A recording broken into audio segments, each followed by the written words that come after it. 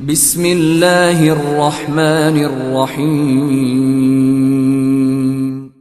In the name of Allah, the Beneficent, the Merciful.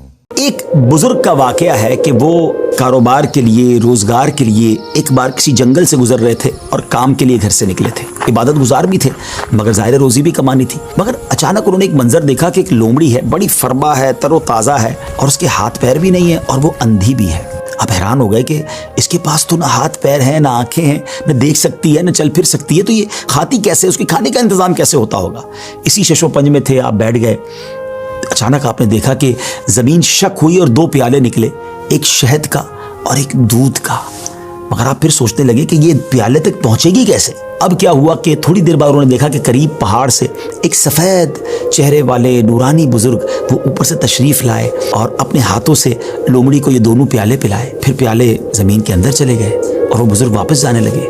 तो ये जो इबादत गुजार शख्स थे, बुजुर्ग थे, ये दौड़े और जाकर उनका दामन थाम लिया कि हुजूर आप तारुफ तो करवाएं, आप कौन है और आप क्यों ये आए थे इस लोमड़ी को ये खाना खिलाने। तो उन्होंने कहा कि मैं अल्लाह के फरिश्तों में से एक फरिश्ता हूँ और मेरी एक ड्यूटी है कि मैं सुबह शाम यहाँ पर आऊँ और इस लोमड़ी को अपने हाथों से जो ग़िज़ा है वो खिलाऊँ। उन बुजुर्ग की तो जिसको कहना कि तबीयत ही चेंज हो गई कि जो रब इस लोमड़ी को इस हालत में भी रोज़ाना रिस्क दे सकता है तो वो तो मुझे भी रिस्क देगा। मुझे क्या ज़रूरत है काम काज के लिए तकलीफ उठाने की। आप जंगल में चले गए और अल्लाह की इबादत में मसरूफ़ हो गए। कई दिन इबादत की, 7 दिन हो गए मगर कुछ खाने को ना मिला।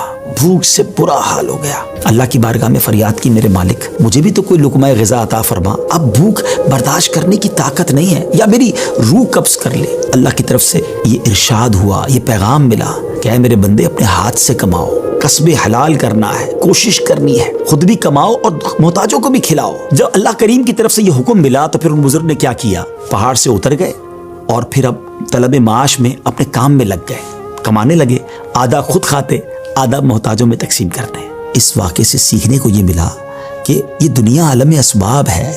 तवक्कुल ये नहीं है कि बंदा घर में बैठ जाए कि बस अल्लाह रोज़ी देगा। यकीनन रब रोज़ी देने वाला, मगर उसी ने इस दुनिया में असबाब बनाए हैं और हमें अपने हाथ से काम करने का भी हुक्म दिया गया है।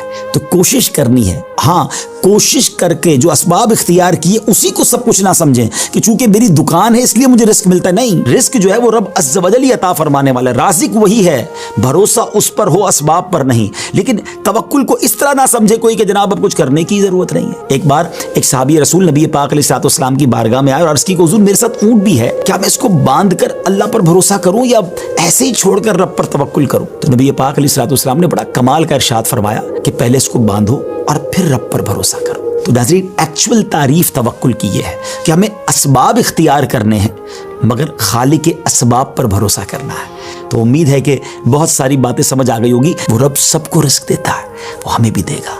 अल्लाह की कुदरत पर यकीन रखें, उस पर भरोसा रखें और उसकी बारगाह में दुआ करते रहें। हराम के करीब ना जाइए,